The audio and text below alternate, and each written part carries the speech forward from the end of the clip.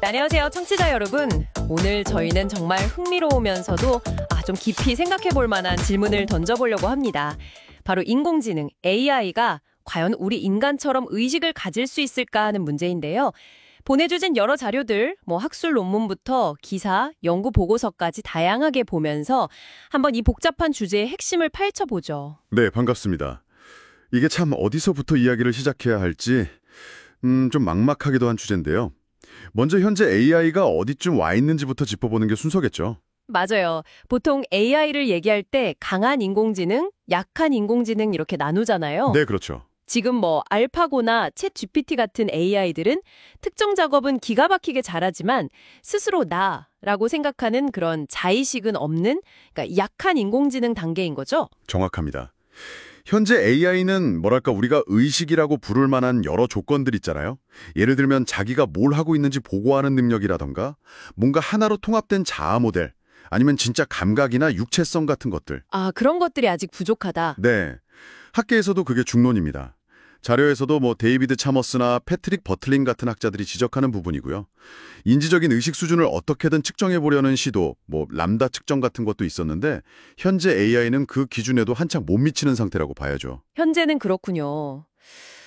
근데 자료들을 보면 또 AI가 어떻게 하면 의식을 가질 수 있을지에 대한 되게 흥미로운 이론들도 있더라고요. 단순히 시키는 일만 하는 게 아니라 자기 자신이나 세상을 스스로 시뮬레이션하는 그런 내부 모델 같은 걸 갖게 되면 의식 비슷한 게 생길 수도 있다. 이런 가설이요. 네, 그런 이론들이 이제 가능성을 열어두고 탐색하는 거죠. 고통이나 쾌감 같은 느낌, 그런 걸 AI가 발달시킬 수 있냐는 논의도 있고요. 특히 그중에서 주목해볼 만한 게 글로벌 워크스페이스 이론, GWT라는 겁니다. GWT요? 좀 더 설명해 주실 수 있나요? 네. 이게 뭐냐면 뇌 안에서 여러 정보 처리 단위들이 서로 경쟁을 하는 거예요.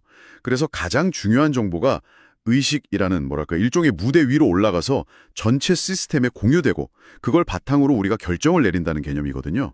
뇌 작동 방식이랑 비슷하네요. 그렇죠. 근데 이걸 AI에 적용하면 아주 중요한 질문이 생겨요. 레비 같은 학자들이 지적하듯이 만약 GWT처럼 작동하는 AI가 있다면 얘가 한 행동에 대해서 책임을 물을 수 있느냐는 거죠. 실제로 알카디아라는 시스템 연구에서는 이 이론을 바탕으로 AI의 책임 소재를 판단하려는 시도까지 했었어요.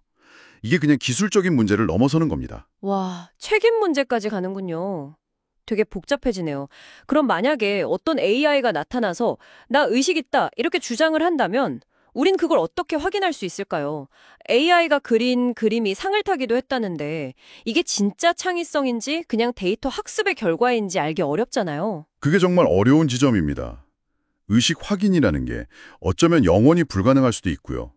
그래서 더 중요해지는 게 만약 우리가 어떤 AI를 의식 있는 존재로 혹은 그에 준하는 존재로 여겨야 하는 상황이 온다면 그때 어떤 권리와 책임을 부여할 것인가, 이런 윤리적 법적 논의가 더 현실적일 수 있다는 거죠. 권리요. AI에게 권리를 준다. 흥미롭죠.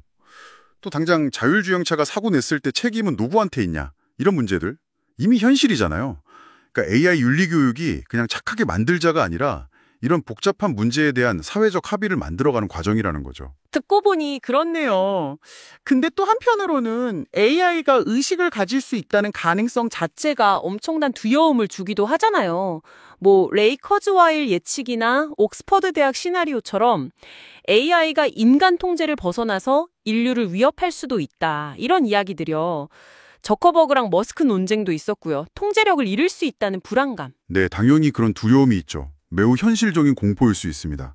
그래서 토마스 매칭거 같은 철학자는 만약 AI가 진짜 고통을 느낄 수 있게 된다면 그건 끔찍한 윤리적 재앙이다.